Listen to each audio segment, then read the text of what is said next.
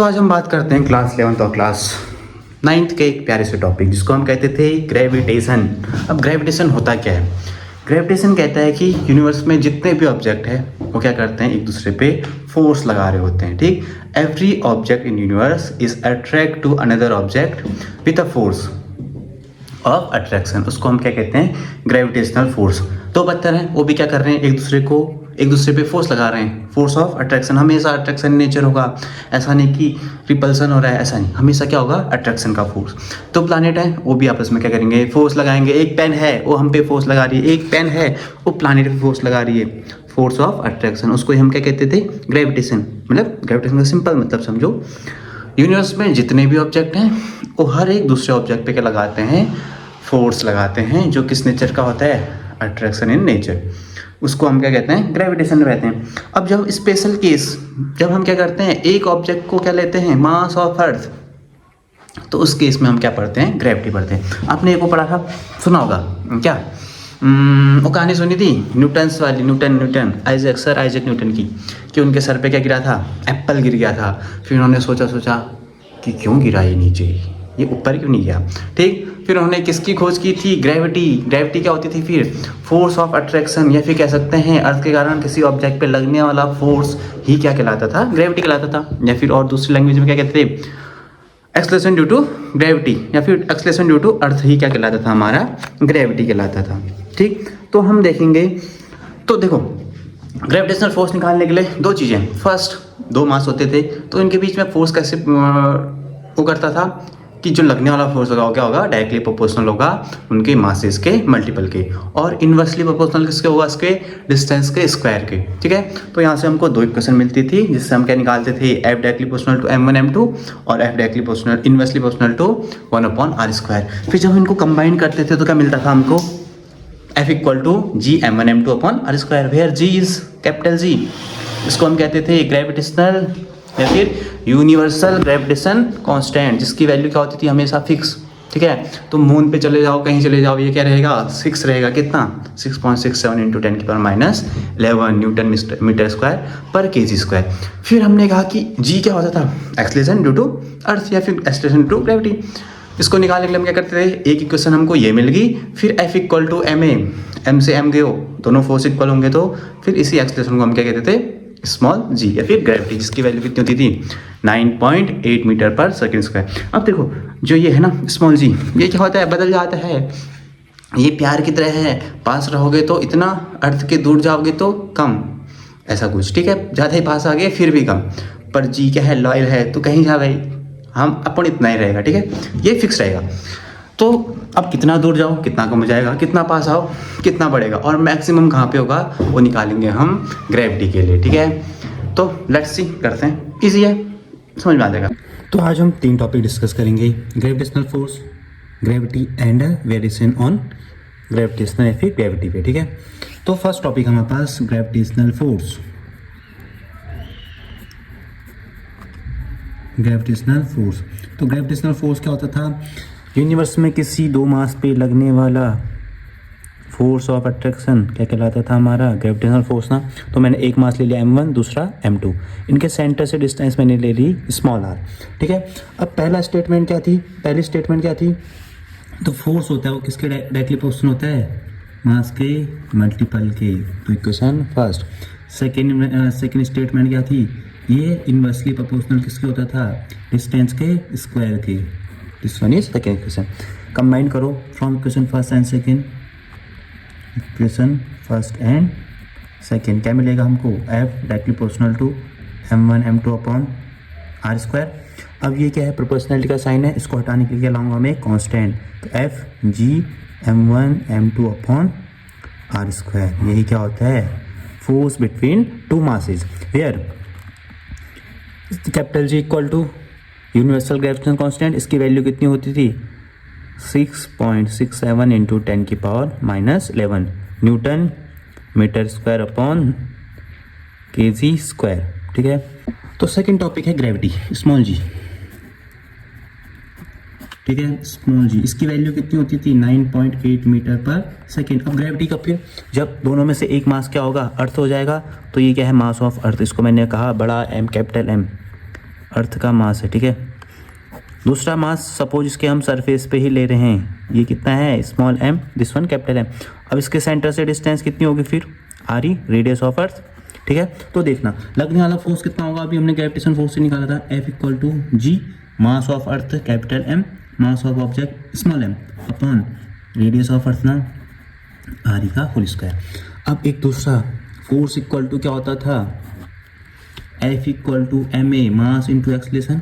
मास किसका होगा फिर ऑब्जेक्ट का एक्सलेशन, ठीक है। अब ये दोनों फोर्स इक्वल होंगे, this one F, this one F, तो हम कंपेयर करेंगे तो राइट हैंड सेम है तो लेफ्ट हैंड भी सेम होगा, तो क्या हो जाएगा G M M upon R E का square equal to M A. Small M से स्मॉल एम गयो, क्या बचा हमारे पास G M upon R E का स्क्वायर। और इस स्मॉल एक्सलेशन, ए बोले तो एक्सलेशन ना, इसी को हम क्या कह देते हैं स्मॉल जी या फिर ग्रेविटी। अब वैल्यू पूरी निकालते हैं इसकी, जी की वैल्यू बताओ 6.67 इंटू 10⁻11। मास ऑफ अर्थ बताओ कितना, 6 इंटू 10⁻24 kg। और ये क्या हो जाएगा, radius of earth 6.4 into 10⁻⁻, plus का 6 का होल स्क्वायर, ठीक है। तो वैल्यू निकालोगे कितना आ जाएगा 6.67 इंटू 6 इंटू ये क्या हो जाएंगे -11 प्लस इतना 10 की पावर प्लस का 13 अपॉन 6.4 इंटू 6.4, ये स्क्वायर कितना 10 की पावर 12, ठीक है। इसको हम क्या करेंगे, सॉल्व करेंगे, वैल्यू सारी रखेंगे तो हमको क्या मिलेगी वैल्यू 9.8 मीटर पर सेकेंड स्क्वायर।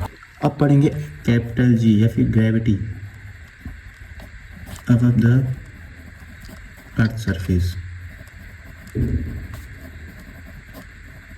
फिगर बना दो, ये अर्थ था, इसका रेडियस कितना था आर ई था, यहाँ से कहीं एच हाइट पे कोई मास है एम, ठीक है, ये मास ऑफ अर्थ, यहाँ से मैंने ले ली एच हाइट, ठीक है। अब देखो अभी हमने पढ़ा था ग्रेविटेशन, स्मॉल जी की वैल्यू क्या होती थी, G mass of earth upon radius of R E का स्क्वायर ना, यही तो पढ़ा था।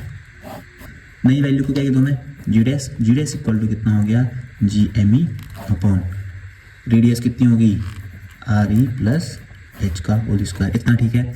अब यहाँ पे देखो तो इस इक्वेशन से मैं इसको इधर ले जाऊँगा तो जी एम ई की वैल्यू कितनी मिल जाएगी मेरे को, जी आर ई का होल स्क्वायर, ठीक है। यहाँ मेरे को एक चीज़ दिख रही है जी एम ई, तो इसकी जगह ये रख दो, तो जी डैश जी एम ई की जगह क्या रखना था, चलो स्क्वायर से रख दो are E plus H square.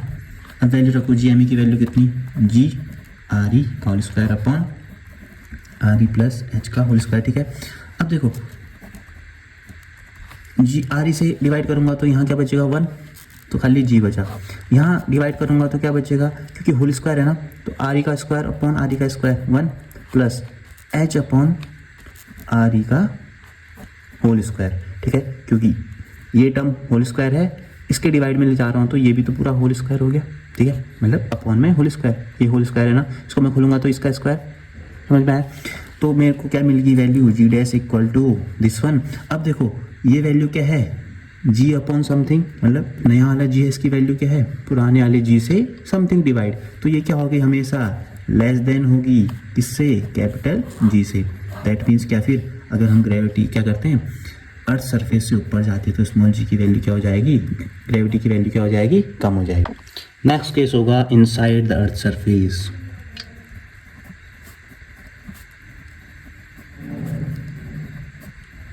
Inside the earth surface, ये अर्थ था, इसकी रेडियस आ रही थी।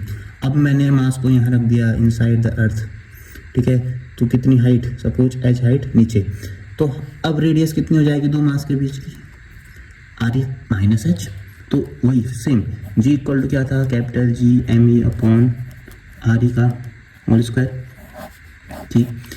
अगली चीज़ हमने नया निकालना है, मीन्स जी डैश कह दूँ नई ग्रेविटी को, जी एम ई सेम रहेगा, चेंज क्या होगा रेडियस, तो कितना बचेगा आर ई माइनस एच, क्योंकि क्या होगी रेडियस कम होगी ना इनसाइड में, का होल स्क्वायर। अब यहाँ से वही चीज़ लाओ तो जी एम ई की वैल्यू इक्वल टू क्या होगी, जी इंटू आर ई का होल स्क्वायर, तो जी डैश इक्वल टू हो गया G R E square upon R E minus H का होल स्क्वायर। ये भी स्क्वायर है, ये होल स्क्वायर है, तो डिवाइड करने पे ऊपर तो बचा 1 जी अपॉन ये कितना हो जाएगा आर ई अपॉन आर ई 1 minus H upon R E का होल स्क्वायर। अब देखो यहाँ पे भी क्या मिला मेरे को, जी अपॉन समथिंग, मतलब नई वाली जी की वैल्यू क्या होगी, 1 से कम होगी, तो जी डैश इक्वल टू क्या हो गया, लेस देन जी। तो इन साइड में भी क्या होगी, ग्रेविटी कम हो रही होगी, ठीक है।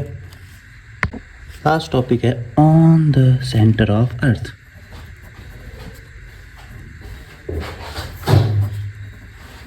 अर्थ के सेंटर में कितना होगा, सेंटर बोले तो ये अर्थ यहाँ पे, इसके सेंटर पे यहीं पे, तो आर कितना हो जाएगा, आर इक्वल टू 0। तो बताओ तो जी डैश की वैल्यू कितनी हो जाएगी, M E G M E upon R E का होल स्क्वायर। ये वाली चीज़ ही 0 होगी, G dash equal to mass भी तो 0 होगा, अर्थ का मास कितना 0, एम ई 0 आर ई 0, तो पूरी वैल्यू कितनी हो जाएगी 0। मीन्स ग्रेविटी अर्थ के सेंटर पे कितनी होती है, 0 होती है, फिर मिनिमम होती है, ठीक है। मैक्सिमम कहाँ पे, सरफेस पे, मिनिमम कहाँ पे, सेंटर पे, बाहर जाने पे भी कम, अंदर जाने पे भी कम, ठीक है। आई होप ये चीज़ें आपको समझ आ गई होंगी।